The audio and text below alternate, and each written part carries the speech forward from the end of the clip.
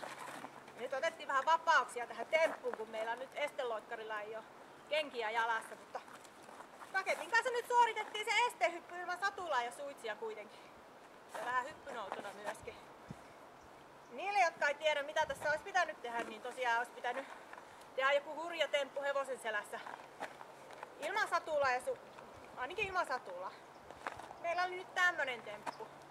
Ja tähän kuuluu sitten pienet drinkit sitten vielä tähän tempun jälkeen. Ja me nyt päädyttiin tällaiseen, kiitos Elina, päädyttiin tällaiseen Haarajärven omista omenoista puristettuun omenamehuun.